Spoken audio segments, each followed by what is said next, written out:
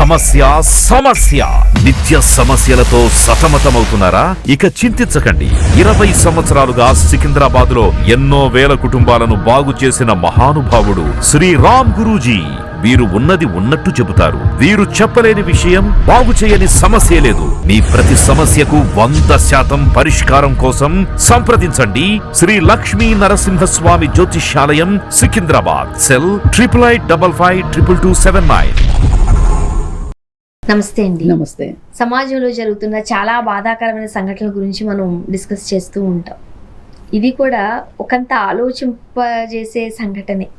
10th class results వచ్చాయి. నిన్న తెలంగాణ వచ్చాయి, ఈరోజు ఏపీ వచ్చాయి. ఎక్కడ ఫెయిల్ అయిపోతానేమో అనే భయం ఉంటుంది పిల్లల్లో. చాలా మందిని మనం చూస్తూనే ఉంటాం. అలా ఒక ఆడపిల్ల, మెదక్ జిల్లాకి చెందిన అమ్మాయి భయపడిపోయిందంట. వాళ్ళ అమ్మ చెప్పారంట, ఫెయిల్ అయిపోతావా, ఫెయిల్ అయిపో, మళ్ళీ రాసుకుందులే. మళ్ళీ నాన్న కూడా భరోసా ఇచ్చాడంట, నువ్వు అంత టెన్షన్ పడకమ్మా, ఏది వచ్చినా పర్వాలేదులే. కానీ ఇంకా ఆ భయం నుంచి బయటికి రాలేక రిజల్ట్ కూడా రాకముందే సూసైడ్ చేసుకుంది ఆ అమ్మాయి. కట్ చేస్తే 480 మార్కులతో ఫస్ట్ క్లాస్లో పాస్ అయింది ఆ పిల్ల. ఈ భయం, ఈ ఊహ ఎక్కడ తీసుకెళ్తుంది అంటే ఇక్కడ మనం చూడాల్సింది ఏంటంటే, తనపై తనకి నమ్మకం లేకపోవటం, అంటే ల్యాక్ ఆఫ్ కాన్ఫిడెన్స్. ఇప్పుడు మన చదువులు కేవలం పాఠాలే నేర్పిస్తున్నాయా? లేదు ఒక ఆత్మవిశ్వాసాన్ని, ఒక ధైర్యాన్ని, కష్టాలు వచ్చినా పర్వాలేదు, నిలబడొచ్చు, ఒకసారి తప్పితే ఏమి ఇంక జీవితంలో అంతా అయిపోయినట్టు కాదు, ఇదే జీవితానికి ఆఖరి పరీక్ష కాదు, ఇట్లాంటివన్నీ అనుకోకుండా నేర్చుకోవాల్సిన అవసరం ఉంది. వీళ్ళు నేర్చుకుంటారా, వాళ్ళు నేర్పుతారా అనేది వేరే విషయం. కానీ ఇది అలవడవలసిన లక్షణం. కానీ అది దురదృష్టవశాత్తు కొంతమందికి అలవడం. కారణం వాళ్ళ వ్యక్తిగత కారణాలు కావచ్చు, వాళ్ళ కుటుంబ పరిస్థితులు కావచ్చు, లేకపోతే వాళ్ళకి ఒక మానసిక ధైర్యం తక్కువగా ఉండటం కావచ్చు, ఏదైనా కానీ రీజన్ కావచ్చు. మొన్న ఇంటర్మీడియట్ పరీక్షలప్పుడు రిజల్ట్స్ అప్పుడు కూడా ఒక పిల్లాడు వెళ్ళి ట్రైన్ కింద పడ్డాడు ఖమ్మంలో. తీరా కట్ చేస్తే రిజల్ట్ వచ్చాక అబ్బాయి పాస్ అయ్యాడు. ఫస్ట్ క్లాస్లో పాస్ అవుతున్నారండి పిల్లలు. అదే ఇప్పుడు అది ఏదైతే ఖమ్మం అబ్బాయి ఎక్స్పీరియన్స్ కనుక ఈ అమ్మాయికి తెలిసిందనుకోండి, ఇలా చేసి ఉండేదా?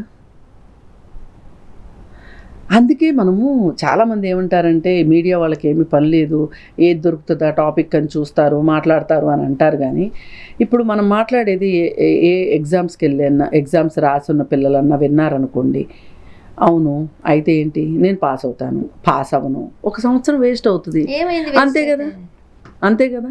ఇప్పుడు సర్టిఫికేట్లు అంటే మనం మాట్లాడుకోవాలండి ఈ విషయం. ఈరోజు బీటెక్ చదివిన పిల్లలు ఎంతమంది చదువు తగ్గ పని చేస్తున్నారు అని కాదు, చదువు దగ్గర పని సర్టిఫికేట్ అనేది ఎప్పటికైనా మన గూట్లో రూపాయి లాంటిది.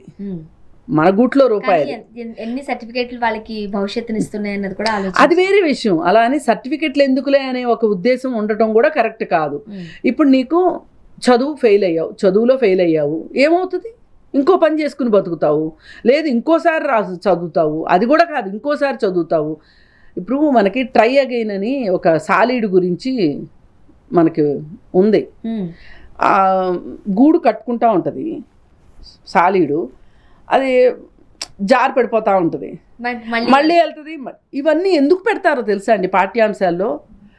నువ్వు మళ్ళీ మళ్ళీ ప్రయత్నించు, గెలిచే వరకు ప్రయత్నించు అనేది కాన్ఫిడెన్స్ నింపడానికి. ఇప్పుడు ఎడిసన్ అన్నారు, ఆయన బల్బు కనుక్కున్నారు, 99 సార్లు ఆయన సక్సెస్ కాలేదు. కానీ ఎడిసన్ ఏమంటారు తెలుసా? నేను 99 సార్లు ప్రయత్నించాను,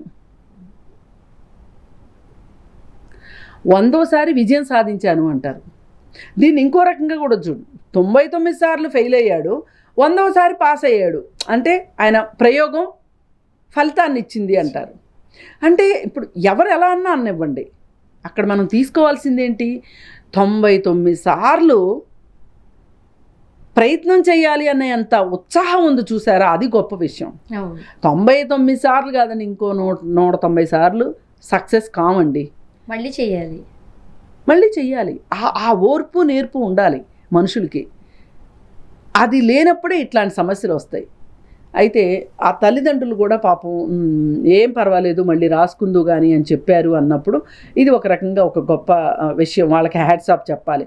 పాపం వాళ్ళు అంత చెప్తే కూడా ఆ అమ్మాయి ఆ నిర్ణయం తీసుకుంది అంటే బహుశా నేను అనుకుంటాను ఆ అమ్మాయికి ఆత్మవిశ్వాసం పాళ్ళు చాలా తక్కువ అనుకుంటాను. మరి ఒక్కొక్కళ్ళకండి మ్యానుఫ్యాక్చరింగ్ డిఫెక్ట్స్ అంటాం కదా, ఇప్పుడు 1,00,000 ఫ్రిడ్జులు తయారవుతాయండి ఫ్యాక్టరీలో, అన్నీ బయటకు వస్తాయి, దాని మీద రాస్తారు కూడా, టెక్నికల్లీ వెరిఫైడ్ అనే రాస్తారు. కానీ ఏదో ఒక పీసు దెబ్బతింటుంది. ఆ దెబ్బతిన్న పీసు మీకో నాకో వచ్చిందనుకోండి, అప్పుడు మనం చేయాల్సింది ఏంటంటే వారంటీ పీరియడ్లో ఉంటే కనుక వెళ్ళి వాళ్ళు మన వారంటీని మనం ఉపయోగించుకోవాలి. అలా కాకుండా నేను కొన్న ఫ్రిడ్జ్ ఇలా ఎందుకయింది, యాక్చువల్గా నేను ఒక కంపెనీ కొందాం అనుకున్నాను, మా ఆవిడ చెప్పింది కాబట్టి నేను ఈ కంపెనీ కొన్నాను కాబట్టి డిఫెక్ట్ వచ్చింది అని భర్త రగిలిపోయి భార్య మీద పోట్లాడొచ్చు, అవకాశం ఉంటుంది. కానీ పాజిటివ్గా తీసుకున్న వాళ్ళు ఏం చేస్తారు, అయితే ఏమైంది, గ్యారంటీ కార్డు ఎక్కడుంది, వారంటీ కార్డు, సరే వారంటీ కూడా అయిపోయింది, ఏం చేస్తాం, కొత్తది కొనుక్కుంటాం. ఇలా ఆలోచించారనుకోండి వాళ్ళకి వేదన ఉండదు.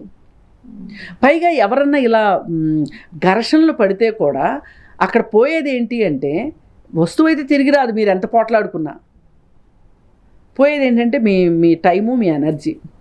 అవి రెండు మన దగ్గర అట్టి పెట్టుకున్నాం అనుకోండి, మనం ఇంకొంచెం ఎక్కువసేపు చేసి డబ్బులు సంపాదించుకోగలుగుతాం. కానీ టైము ఎనర్జీని వేస్ట్ చేసుకున్నా, లేదు అనుకుంటే ఇట్లా ఎగ్జామ్లో తప్పుతానేమోనని భయం వేసి ప్రాణం తీసుకున్నా మనం అసలు ప్రయత్నించడానికే ఉండం కదా. ఇక్కడ మనం చూసుకోవాల్సింది ఏంటి, ప్రూవ్ చేసుకోవాల్సింది ఏంటి, ఎగ్జామ్ పాస్ అవ్వటం ప్రూవ్ చేసుకోవాలి, తప్పేం కాదు అది. కానీ దానికి నువ్వంటూ ఉంటే కదా ప్రూవ్ చేసుకుంటావు. అది నేను అనేది ఎంత ఇంపార్టెంటో అది వాళ్ళకి అర్థం కావాలి. ముందు మోరల్ క్లాసెస్ అని ఉండేవండి స్కూళ్ళల్లో, ఇవన్నీ నేర్పిస్తూ ఉండేవాళ్ళు. ఇప్పుడు అంతా అవి లేవండి, అవి లేవు. మరి అందరూ మార్కులు.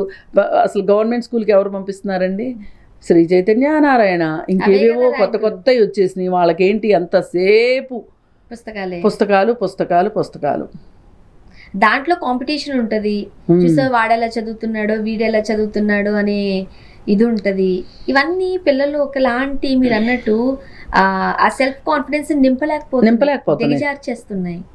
వాళ్ళు అసలు నా వల్ల ఏమీ కాదు, నేను నష్టజాతకురాల్ని, నేను ఎక్కడ ఉంటే అక్కడ ఫెయిల్యూర్ ఉంటుంది, ఇట్లా ఆలోచించే మనుషులు చాలామంది ఉంటారు.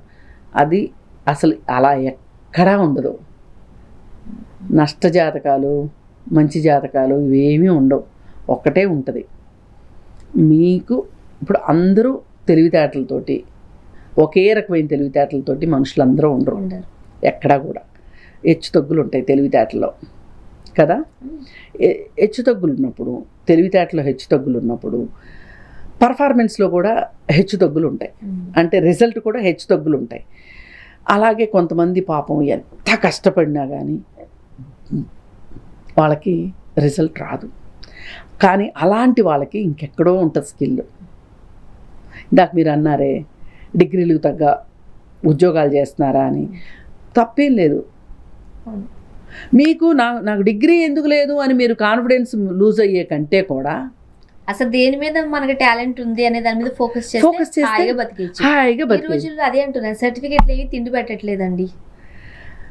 అంటే అవసరమైన టాలెంట్ ఖచ్చితంగా కాదండి, అసలు సర్టిఫికెట్ అనేది ఉంటేనే కదా నువ్వు అందులోకి ఎంటర్ అవ్వగలుగుతావు, నీ